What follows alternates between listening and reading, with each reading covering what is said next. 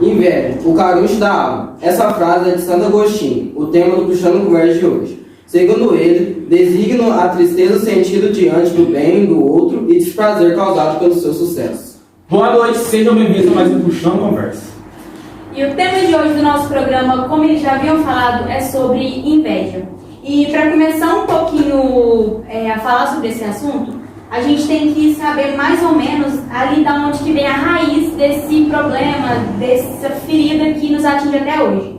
E a gente vai comentar um pouco de algumas histórias bíblicas, que a primeira que vamos comentar é de Caim e Abel, os dois primeiros irmãos da face da terra.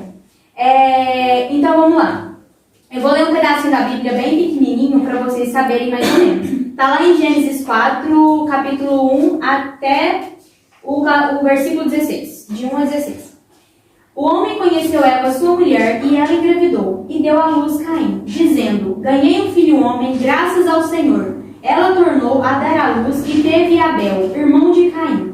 Abel tornou-se pastor de ovelhas e Caim agricultor. Tempos depois aconteceu que Caim trouxe frutos do solo para oferecer ao Senhor. Abel, por sua vez, trouxe os primogênitos do seu rebanho e a gordura deles.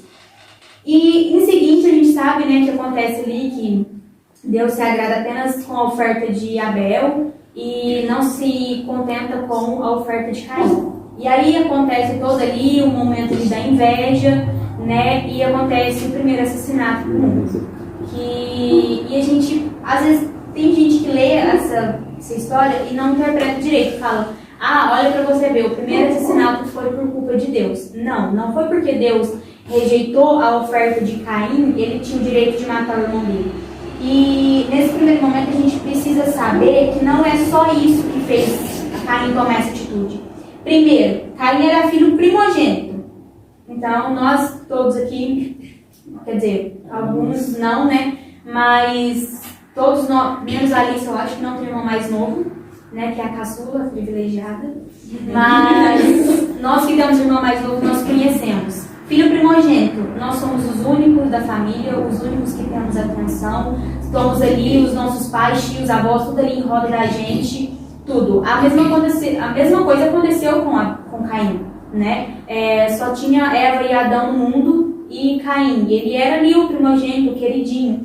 Então, isso já começa um pouco de nós. O trono, de ser o primeiro filho ali e a chegada de um irmão. Então, isso abala muito. Então, isso já começou desde bem pequeno. Então, não foi porque Deus rejeitou a oferta de Caim que foi que ele matou. Não, era uma inveja que estava ali, igual o caruncho. Vai pegando de pouquinho em pouquinho e quando vê, já consumiu tudo. Então, a chegada de um novo irmão, o ciúme, a troca ali, não é só mais você que tem atenção ali na casa.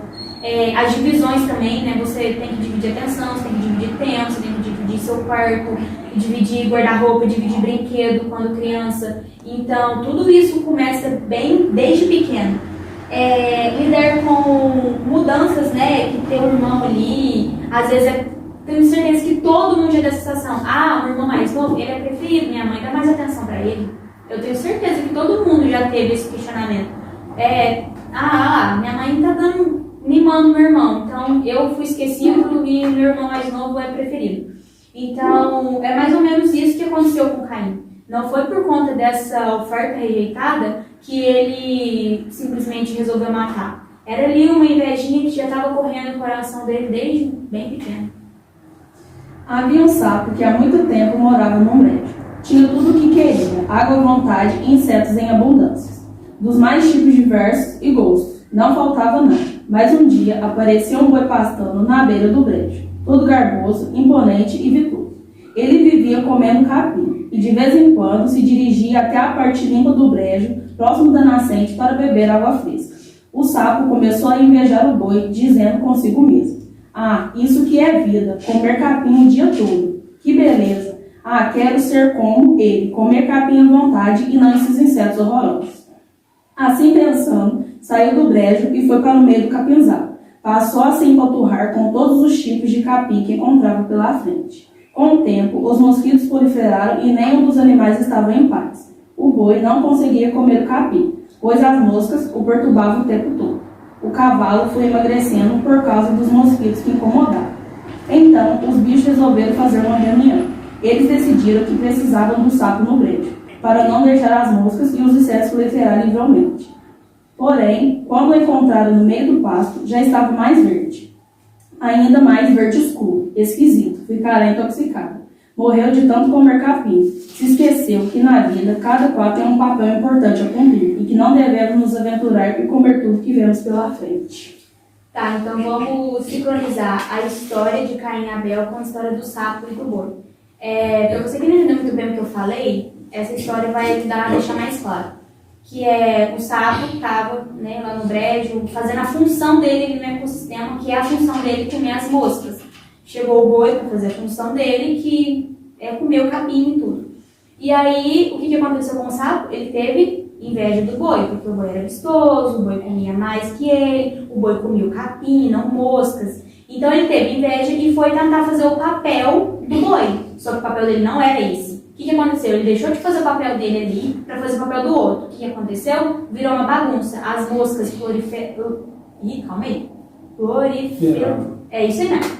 E aí aconteceu que as moscas ficavam incomodando os outros animais e acabou que o boi morreu, aconteceu, e ele também morreu de tanto comer capim, né? Mesma coisa acontece com a nossa alma. A inveja vai corroendo, a gente vai comendo ali daquela inveja, não tentando fazer o nosso papel e tentando ter inveja e fazendo o papel do outro, e acaba que a gente se empatua tanto e acaba morrendo, e acaba prejudicando os outros que estão à nossa volta.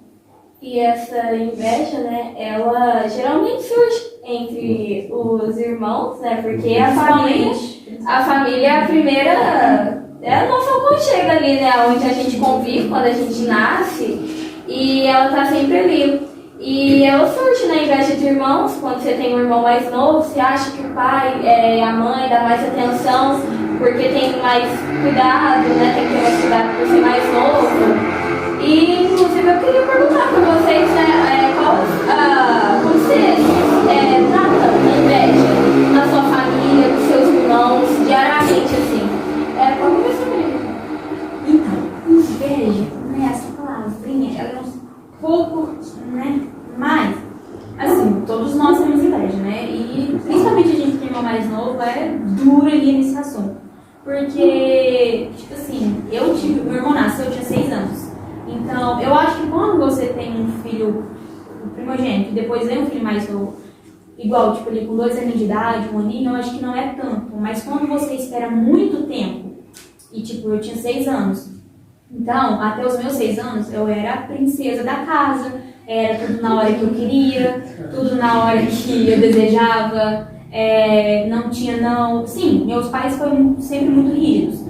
Mas como eu era filha única, a minha avó ia mais em casa, cuidava de mim.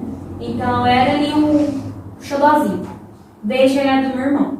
E aí o que acontece? Chora à noite, tem que dar mamar, tem que dar mais atenção, tem que ficar mais de olho. É claro, né? Bebê não sabe se virar sozinho. Mas mesmo assim, então ali começou aquela invejinha, ciúme, principalmente quando chega aquela idade de 8 meses, que começa a fazer gracinha, começa a rir, começa a mostrar isso. Gente, é a pior fase, principalmente pra gente. Rouba atenção. Rouba atenção também. Agora rouba tudo uma vez, então. Então, é basicamente isso. Então, assim, a gente tenta tratar, né? Falar, não. E, desculpa me falar uma coisa, mas eu tenho certeza que sempre tem um filho preferido. Não adianta. Não tem. Às vezes nem é questão de ser preferida, às vezes é questão de afinidade. Por exemplo, eu e minha mãe, mesma personalidade, não bate. Vai ver com meu irmão, de personalidades diferentes. Combina. E aí, então não adianta falar que trata os dois igual, não parou de mentir, nós entendemos isso. Não é a mesma coisa. Cada filho é diferente e cada tratamento, criação, pode criar igual, mas não são o mesmo resultado. Então, assim, tentamos, né, não ter inveja ali, né, mas é difícil, né, é impossível não ter, né, mas a gente está tentando, né.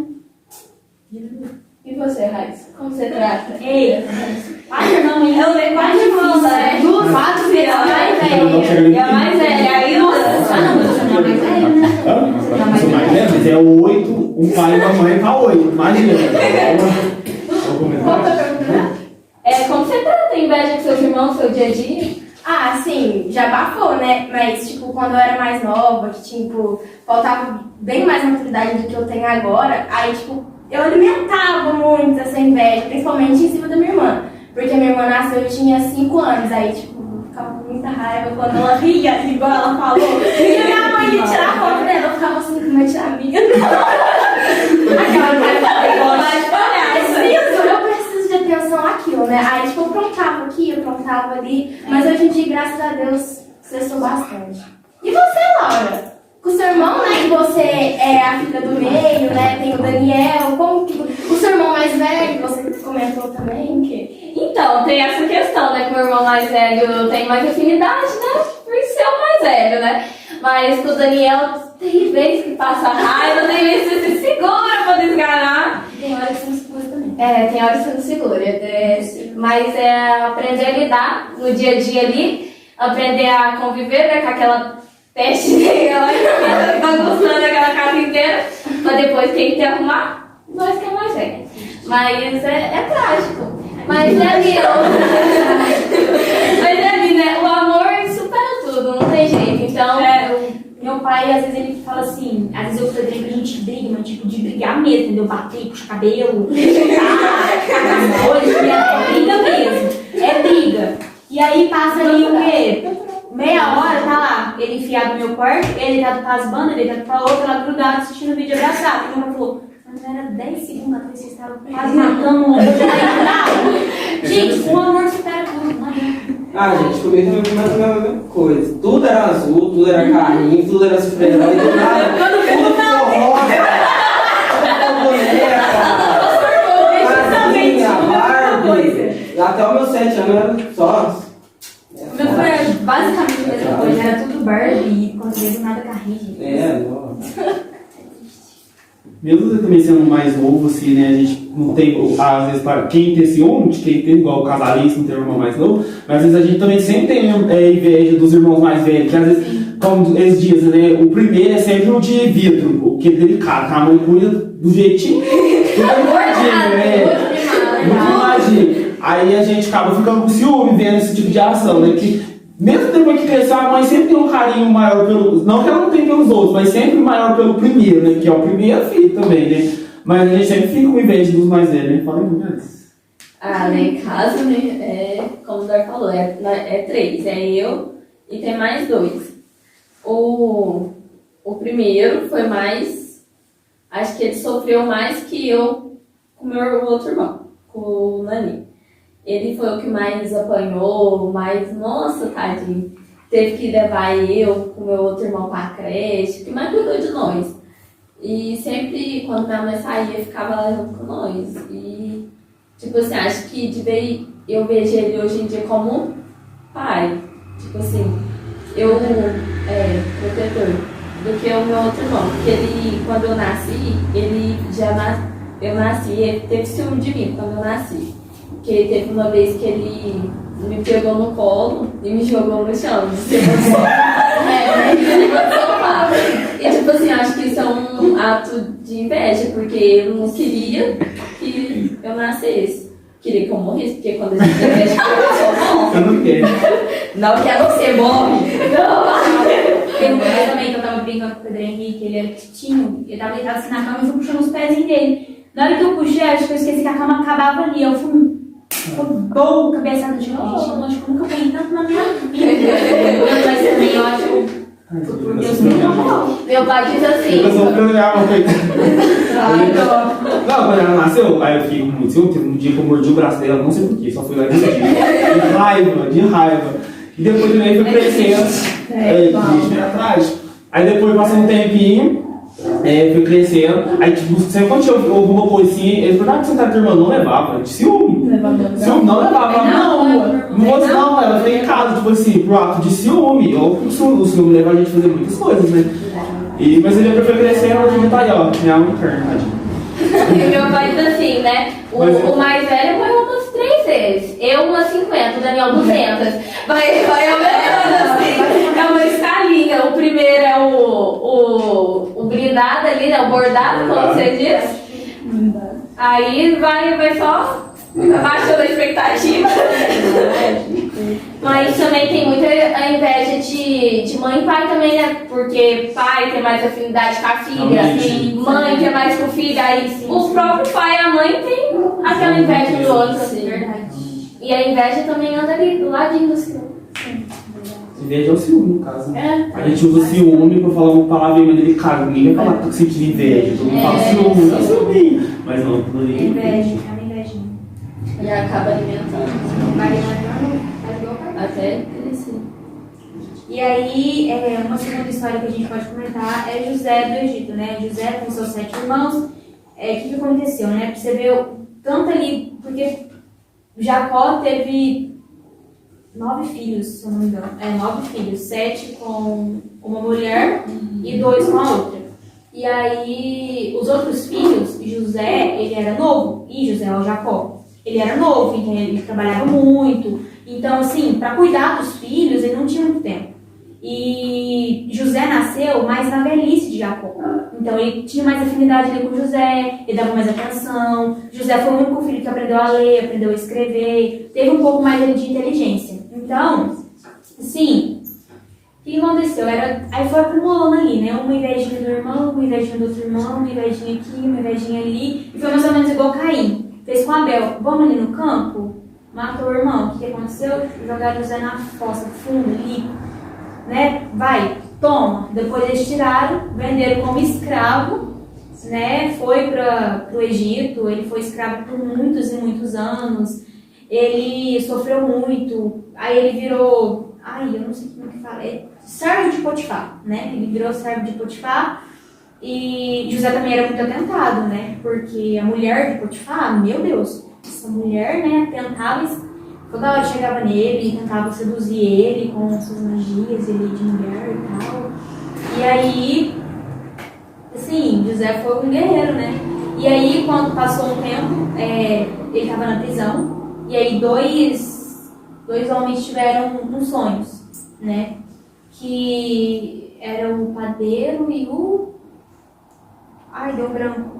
É o que fazia, era um padeiro e um outro lá. E aí, José... vocês leem a Bíblia, vocês não sabem. E aí, que eu não vou na cabeça. Mas ele interpretou os sonhos dos dois e eles estavam em julgamento e o sonho de José estava certo. E José fez um pedido pro o outro lá, que não era o padeiro. Falou pra ele, quando você estiver diante do rei, lembre-se de mim. E aí, depois de alguns anos, o rei teve um sonho e aquele sonho estava torturando a cabeça dele. Foram todos os magos ali possíveis do Egito e não conseguiu aliviar ali aquele transtorno mental do rei. E aí ele lembrou de José, que José tinha interpretado o sonho dele. Chamou José interpretou, o coração do rei aliviou, ele se tornou governador do Egito e quando veio os 7 anos da fome. E aí a família ali de Jacó, de José, os irmãos, estavam passando fome por causa da seca e eles vieram para o Egito. Quando José estava lá distribuindo trigo, os grãos para o povo, ele viu lá os seus 7 irmãos. E aí, né, bateu aquela nostalgia, meu Deus, o que eu faço com isso agora? Será que eu jogo eles na fossa junto, deixo eles passar fome? Ou não? O que ele fez? Ele não deixou os irmãos passar fome. Ele fingiu que não conhecia eles, ele até chegou a prender eles e tudo, mas ele fez ao contrário. Em vez de ele pagar o mal com o mal, ele pagou o mal com o bem. É a historinha, né? Mas é muito isso, né? É o amor superando a inveja, igual a gente falou. E também, como você falou, José, ele fazia muita coisa, né? E tiveram inveja dele. E nós também atuamos na igreja, fazemos várias coisas. E às vezes, a gente até pode ser um José da vida. Às vezes as pessoas olham com o olho torto. Eu queria saber se vocês já viveram essa experiência de alguém olhar assim, com o olho torto, meio mal olhado. Principalmente no começo do programa, né? Principalmente os 3. Foi basicamente isso que aconteceu, né? Basicamente, no começo ali, todo mundo, isso, menino, vai pra frente, tal. Olha hoje nós aqui, né? Foi o que a Já gente viveram essa experiência? É igual a gente tá falando aqui, essa E história. hoje muita gente apoia, né? Exatamente. Apoia. Ele já foi muito criticado, julgado por estar aqui, né? As pessoas aqui de dentro mesmo viam e falavam, não vai dar em nada. Agora a gente falou, hoje onde a gente está hoje, né? E é isso. E como vocês fizeram para lidar com isso? Vocês viram, estavam com inveja? Vocês bateram de frente ou... Na realidade, nós sofremos assim bem por trás, porque quem estava sempre à frente era a Tânia. A Tânia que escutou muita coisa, é a Tânia. Então, é bem triste saber hoje em dia o que a gente passou no passado, sem poder se defender, mas quem sofreu bastante foi a Tânia. Então, pra dizer, a gente não devolveu com a mesma moeda e nem ligou com a opinião, porque a gente não sabia. Então, mas hoje em dia, ouvindo isso é uma motivação pra gente continuar. Era basicamente nós ali atrás atando o escudo, né? Ali protegendo, escutando tudo e vamos seguir em frente, tá? Igual ele falou, serve como motivação. Igual a gente já falou também, né? Pagando o mal com o bem. Sim, tem que fazer isso. E também esse negócio de servir também não pode levar pro coração a vaidade. Tem que levar muito a humildade. Olha a humildade que José teve. Ele sempre está ali servindo, sempre está ali com um tanto de coisa. E ele nunca deixou levar, nunca deixou a cabeça subir, né, como diz. Então sempre levar ali a humildade no coração e não deixar a vaidade prevalecer. E sempre pagar o mal com bem. Realmente, igual a Tânia falou aquele dia da reunião, né? Eu usei Regina canta, eu quero aprender a cantar. Então, em vez dela usar aquilo ali pra ela, né? Só pra ela, não, ela pode estar ensinando o outro, entendeu? Sim, sempre tá ajudando ali. E é isso, a gente no nosso dia a dia, aquilo que a gente tem hábito de fazer, aquilo que a gente gosta de fazer, que a gente sai bem fazendo, a gente pode ensinar o próximo. Então, é uma ajuda. Próximo. Agora, a próxima história está no livro de Samuel, né? Capítulo 18, versículo 1 para frente, que fala sobre a história de Saul e Davi. Saul era o rei, né? Davi tinha acabado de matar Golias e aí ele tocava a harpa para o rei Saul. O Saul tinha alguma coisa na cabeça, né? Tinha algum problema na cabeça. Aí Saul ia lá e tocava a harpa para Davi. Davi tocava a harpa para Saul. E aí depois falou, vai ter uma batalha lá sobre, não sei, o Felipe eu acho que ameaçou o pessoal de Saul, foi? Foi Israel, né? Os fariseus ameaçaram, queria que os israelitas tornassem escravos deles. Isso. E aí mandaram o gigante lá para lutar. Aí Davi vai, quer que seja ninguém, né? Eles colocou uma armadura nele, não quis usar, pegou esse ninguém e foi matar. Aí Davi foi, matou todos os filisteus. E aí Saul vendo aquilo, né, ficou com muito ciúme, porque chegou numa festa, o pessoal começou a cantar uma música falando que Saul matou 1000 e Davi matou milhões. Aí Saul vendo tudo isso, ficou com muito ciúme. E no dia seguinte, já o demônio já acumulando aquilo ali na cabeça de Saul começa a planejar coisas para poder matar Davi. Só que, como uma coisa, o Davi estava com Deus sempre. Então Deus ajudou sempre Davi. Então, aí Saul não conseguiu matar. Aí depois teve um dia que eles foram para uma caverna, estava numa caverna. Aí o Davi gritou uma coisa pro Davi, para Saul. Isso de cor. Que, no caso, Davi estava fugindo de Saul, porque Saul estava fazendo de tudo com o exército dele lá para matar Davi. E ele fugindo ali nas cavernas, nas montanhas e tudo. E aí ele se escondeu e estavam, né? À noite, Saul e os seus homens lá deitaram numa caverna para dormir, para quando amanhecer ser mais fácil de achar Davi.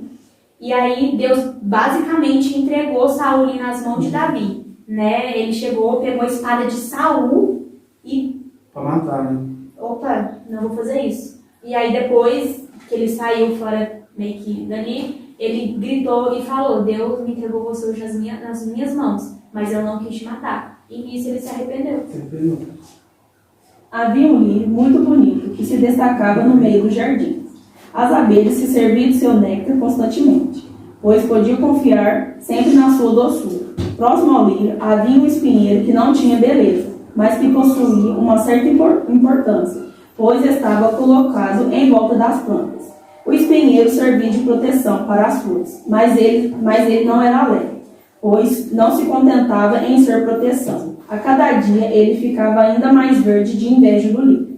Um dia, o espinheiro, não aguentando mais de tanta inveja, resolveu que soltaria seus terríveis ramos em direção ao lírio, para sufocá-lo. Na sua louca corrida em direção ao lírio, ele não percebeu que estava acabando com as outras flores do jardim. Quando já estava próximo de alcançar seu intento malévolo, o de abraçar com seus espinhos mortais, o pobre lírio, o jardineiro resolveu cortá-lo totalmente, pois se tornará praga. Deixará de cumprir a sua função, ou seja, a de dar proteção ao jardim. Não importa qual seja a função de um arbusto no jardim, até mesmo um espinheiro tem uma função, desde que esteja cumprindo seu papel no lugar certo. Na natureza nada é mal, tudo tem seu valor. E aí tem uma ligação às duas histórias, né? A inveja. Como Saul teve inveja de Davi, assim foi o espinho tendo inveja do lírio. O lírio ali destacando, sendo bonito, ali, chamando atenção, as abelhas tudo indo lá. E o espinho se sentiu inútil, né, praticamente, mas tendo ciúme do outro. Ele não queria cumprir com a sua função, queria fazer a função do outro. É a mesma coisa do sapo, é a mesma coisa das outras histórias, né? Como tudo tem uma ligação à inveja. A inveja, ela corrói, ela faz você fazer coisas perversas, né? Olha, o espinho matou o lírio, só por conta dele ser bonito ele está destacando. Então é assim a nossa vida também. Às vezes quando o outro está destacando mais que a gente acaba tendo esse ciúme e a gente faz qualquer tipo de coisa para poder destruir ele, para ele poder se sair mal, né? Então a gente tem que abrir muito o olho para isso e a gente tem que ter mais gratidão no coração e amor em ver o próximo estar prosperando do que a gente ter essa inveja. A gente tem que aplaudir a outra pessoa pelo mérito e também seguir como um exemplo, não como inveja. E também, como você falou, esse negócio da liderança, em vez de a gente se virar contra o outro, a gente tentar se unir, porque cada um tem seu papel, principalmente dentro da igreja, cada um tem sua função. Tem o líder e tem os outros que ajudam, que estão ali para apoiar, que estão ali, cada um tem o seu lugar. E muitas vezes essa inveja do líder acaba se tornando vingança, e você querer se vingar, você querer ali contra a pessoa. Às vezes por ela estar na frente ali, você acha que ela tem um papel maior, você acha que, nossa, tá brilhando demais, então você quer fazer de tudo para cortar o brilho daquela pessoa. Vocês concordam? Concordo. Foi o que aconteceu com praticamente todas as histórias, né? Caim e Abel, Deus aceitou a oferta de Abel e não de Caim. Ele era filho caçula. Na segunda história, mesma coisa, filho caçula, que foi José, que o pai dava mais atenção. Rei Saul, Davi, né, se destacou ali por matar Golias, então é basicamente isso. E cada um também, na sua própria personalidade, pode desenvolver um pouco da liderança. Não é porque eu não sou líder que eu não posso comandar, que eu não posso liderar. Exatamente. Então, tem a dinâmica também, que a Tânia está fazendo com a gente. Cada programa vai estar aqui, cada um liderando. E através dessa dinâmica, dessa liderança de cada um dia tá assumindo ali, tá ali na frente, que a gente vai desenvolvendo, que a gente vai aprendendo ali a não ter inveja um do outro, a sempre estar mais unido. Saber dividir o espaço também, né? Sim. Então, e como nessa história também, o amor venceu tudo. Então, é sempre o amor que vence. Então, a arma da inveja é o amor e a gratidão. Sempre tá ali agradecendo, sempre tá ali tendo amor e compaixão pelo próximo e que não tenhamos inveja, né? E para concluir, né, tudo isso que a gente falou aqui, eu vou falar 3 atitudes para a gente não cair no pecado, nessa tentação da inveja. Primeiro, ser profundamente grato a Deus por tudo, porque muitas das vezes a gente tem mania de olhar para o que o outro tem e a gente acaba não vendo o que a gente tem que oferecer também. Segundo, romper em nós, através da oração, com tudo e qualquer vestígio de inveja maligna que possamos ter contra outras pessoas. Pedir, né, em todas as nossas orações para Deus tirar esse sentimento de inveja que a gente pode ter de outra pessoa. Terceiro, apagar por meio da oração todo o traço maligno que a inveja dos outros possam causar em nós. Para que assim, que a gente não possa sentir inveja e também não causar inveja, né? Não, tipo, vangloriar pelas coisas que tem. Nossa, eu tenho celular de última geração, você não tem. Entendeu? E, tipo, para concluir, que a gente possa prestar mais atenção nessas 3 atitudes. E quero indicar para vocês esse livro de Roberto Thanos, A Inveja, o Caruncho da Alma. Para vocês que querem se aprofundar mais nesse assunto, nessas histórias que contamos aqui hoje. Editora Cólgata. E assim finalizando nosso programa. Quero convidar você a participar da festa de Cristo Rei, tendo início dia 17 de novembro de 2022. Dia 17, quinta-feira, às 18 horas, adoração e bênção santíssima. Às 19 horas, missa do primeiro dia do Tríodo. Dia 18, sexta-feira, às 18 horas, terço da misericórdia. Às 19 horas, missa do segundo dia do Tríodo. Dia 19, sábado, às 17h30, missa do terceiro dia do Tríodo. Fechando com o leilão que acontecerá aqui na comunidade de Cristo Rei também. E terá muita música para vocês. E dia 20, o último dia, domingo, Serenidade de Cristo Rei. Às 6 horas, reza do terço, 6 horas da manhã, tá? Aqui na comunidade de Cristo Rei, reza do terço. E também terá um café da manhã. Às 17 horas, missa solene. Em seguida, procissão.